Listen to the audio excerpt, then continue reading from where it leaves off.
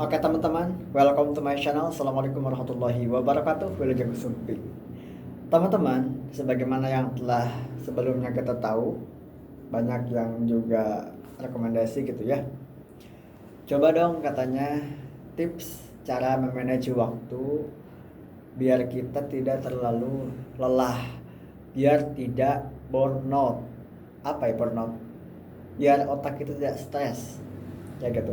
Jadi video ini adalah judulnya itu cara membagi waktu atau memanage waktu untuk santri yang ngaji, kuliah, ikut organisasi, dan istirahat. Itu ya judulnya ya. Cara memanage waktu antara ngaji, kuliah, organisasi, dan istirahat. Dulu saya juga pikir ya teman-teman, orang yang bisa ngaji, kuliah, aktif organisasi, apapun itu organisasinya, bahkan yang punya istirahat pun, saya mikir mereka punya waktu yang cukup panjang, punya waktu yang sangat banyak. Tapi ternyata saya salah. Mereka sama, semua orang juga sama punya waktu, satu hari satu malam itu 24 jam.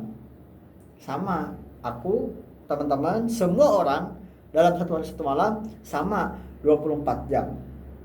Yang membedakan bukan siapa yang paling sibuk, tapi siapa yang tahu mana yang harus didahulukan, mana yang penting, mana yang genting, mana yang urgent, mana yang biasa-biasa, mana yang tidak perlu. Nah, itu yang harus kita perhatikan. Jadi jangan sampai kita pengen terlihat apa ya, kayak pengen terlihat sempurna gitu, jadi semua dibabad. Jangan seperti itu.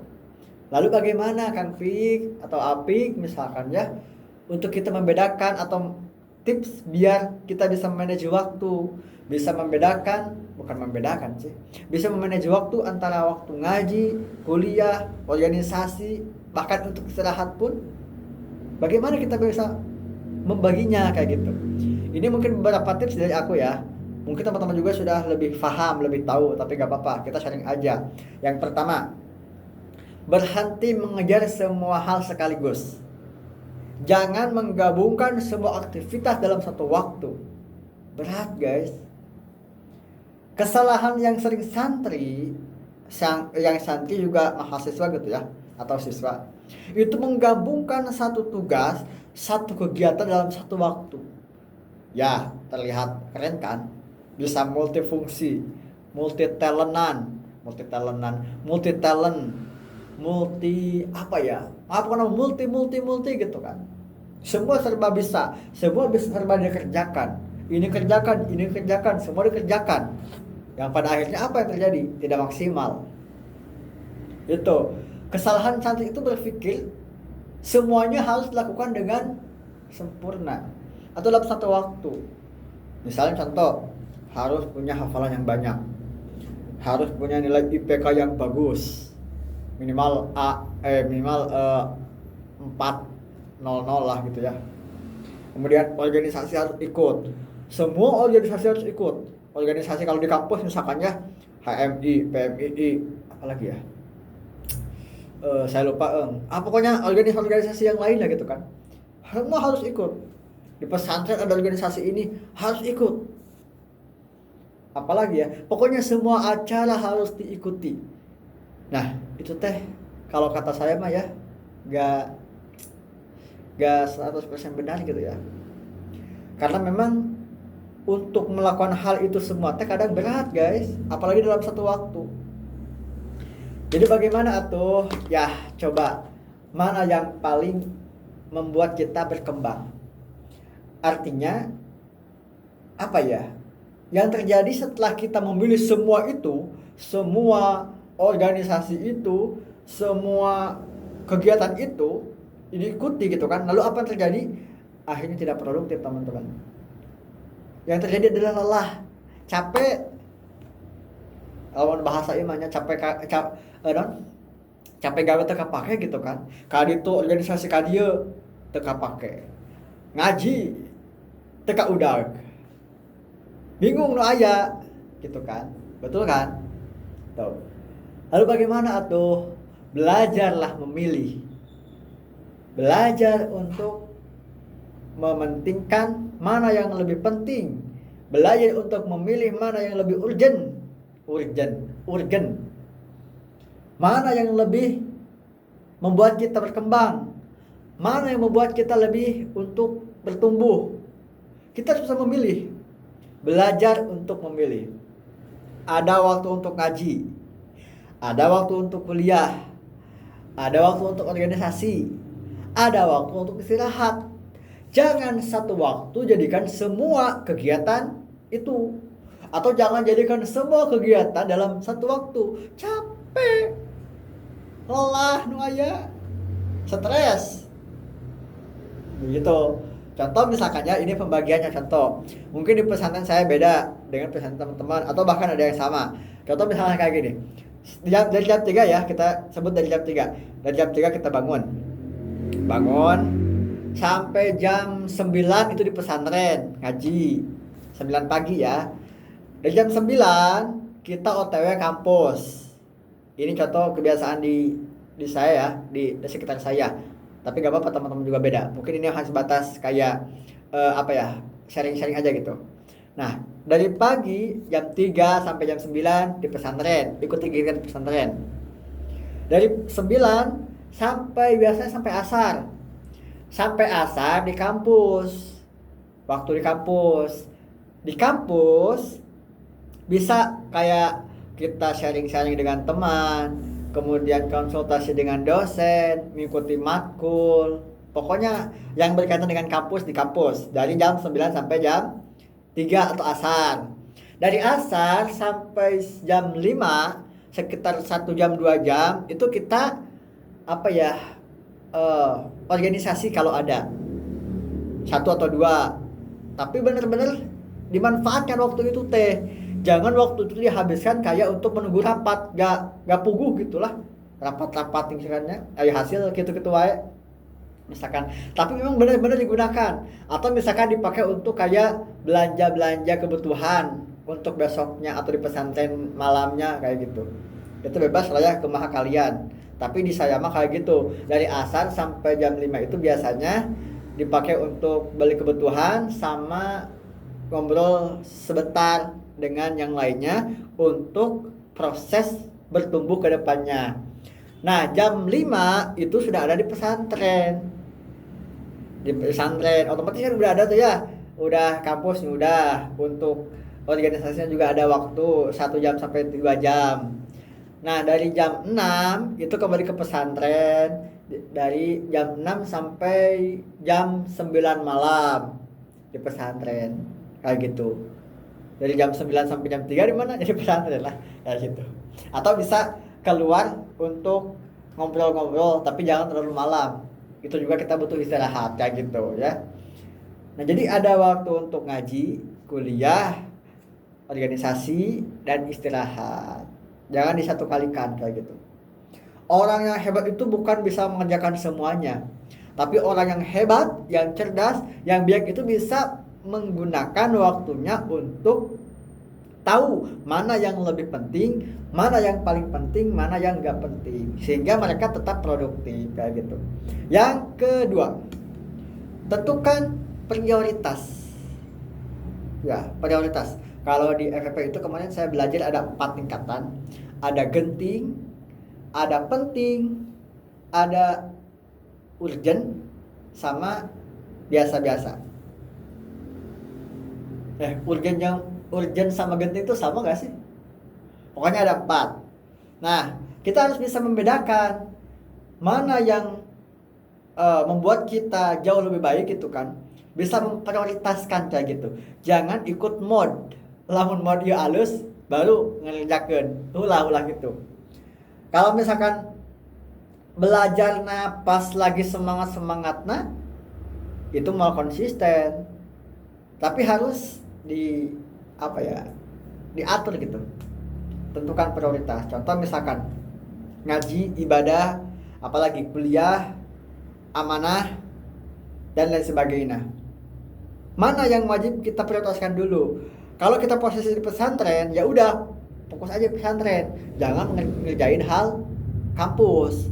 Misalkan dari pesantren tadi jam 3 pagi sampai jam 9, fokus aja di pesantren. Nah, kalau misalkan sudah di pesantren, udah beres, baru ke yang lainnya. Misalnya jam 9 sampai jam 12 itu kita fokus nugas kampus, cari referensi kayak gitu. Cari referensi, refleks ya. Cari referensi, buku, baca buku kayak gitu. Nah, kayak gitu. Jadi prioritas. Seperti itu teman-teman.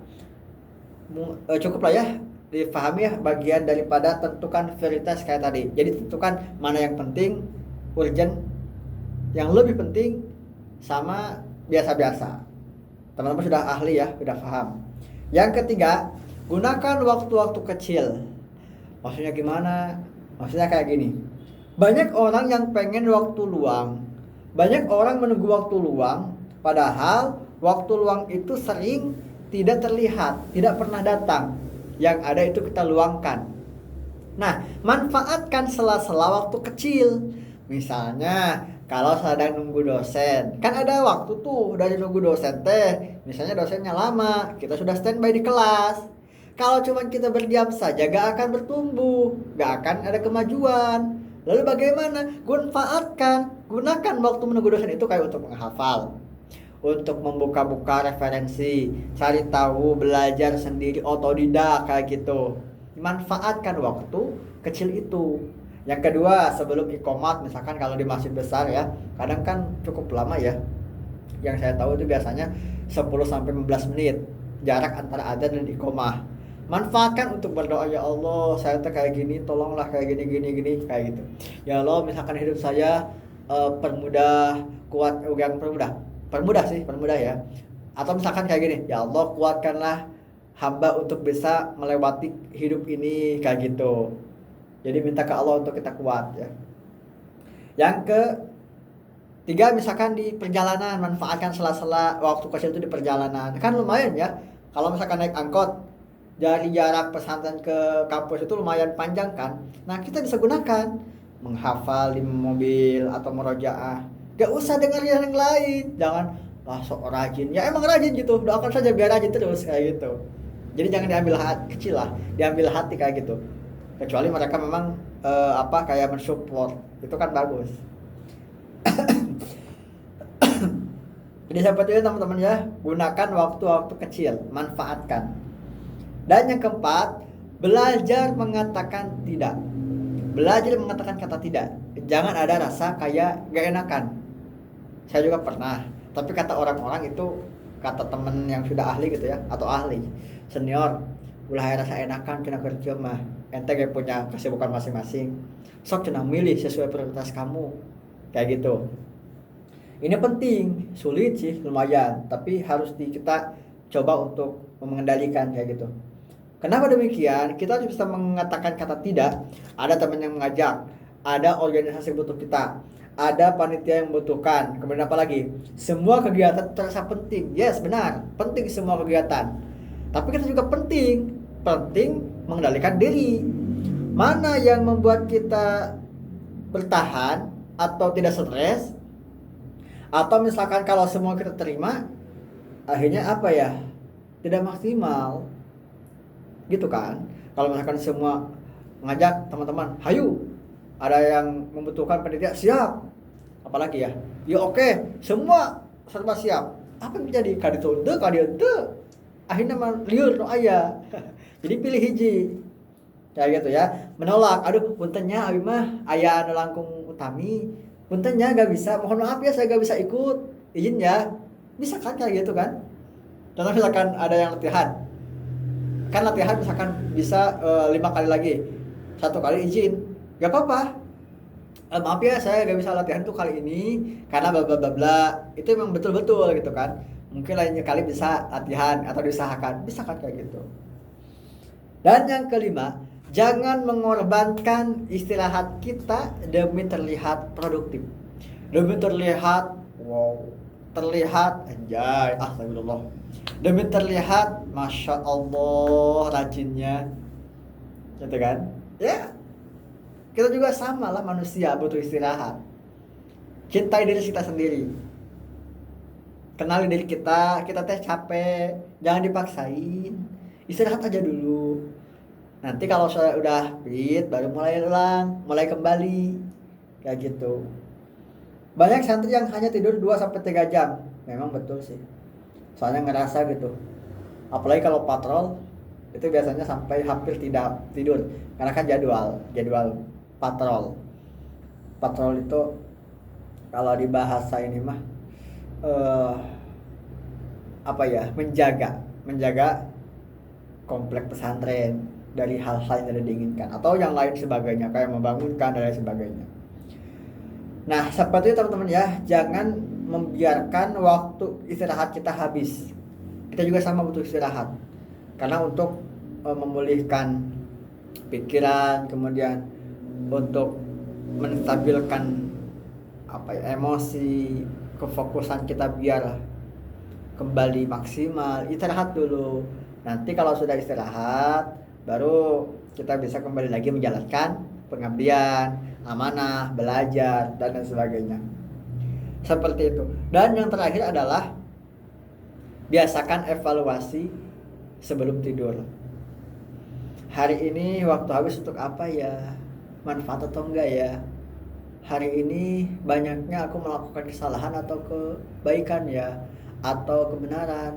Atau misalkan hari ini apa yang sudah aku lakukan itu memang benar-benar membuat aku berkembang atau enggak ya? Kayak gitu. Jangan ini beres ngaji Isya atau beres sholat Isya langsung tidur, scroll Instagram, scroll TikTok sampai ketiduran. Cobalah biasakan aja. Kita sama-sama, saya juga sama belajar. Pas mau mau tidur teh, alhamdulillah ya Allah, terima kasih. Berpikir yang lainnya, misalkan hari ini kira-kira banyak yang membuat aku berkembang atau malah sebaliknya. Gitu, berpikir muhasabah. Gitu ya. Sekilas kayak sederhana tapi itu bagus banget sih. Refleksi. Kayak gitu. Kalau misalkan ada gaya yang perlu kita perbaiki besok, ada gaya yang memang benar-benar bermanfaat untuk diri sendiri, apa sih gitu kan? Kenapa? Pokoknya 5W1H itu kan, coba kayak gitu. Kalau tidak mengevaluasi waktumu, jangan harap waktu itu terasa kurang. Kalau misalkan tidak bisa mengevaluasi waktu, jangan heran kalau waktumu terus berkurang. Kayak gitu. Bukan berarti salah waktunya, tapi salah kita dalam mengontrolnya, dalam memanagenya gitu. Makanya kemarin di antara skill yang harus dikuasai saat itu adalah skill memanage waktu. Gitu ya teman-teman. Terakhir, menjadi santri, mahasiswa sekaligus aktivis itu memang melelahkan ya. Tapi kita juga harus bersyukur karena tidak semua orang bisa ada di posisi kita. Tugas kita bagaimana kita bisa membedakan mana yang lebih penting, mana yang lebih urgent, mana yang membuat kita bertumbuh, dan kita niatkan semua ini adalah ibadah kepada Allah dengan harapan apapun yang kita lakukan bernilai ibadah di mata Allah Subhanahu wa taala. Gitu ya teman-teman ya. Pokoknya mah terima kasih sudah menonton dari awal sampai akhir. Semoga dapat diambil pelajaran dan ya, kita ketemu di video selanjutnya. Terima kasih, sampai ketemu. Assalamualaikum warahmatullahi wabarakatuh.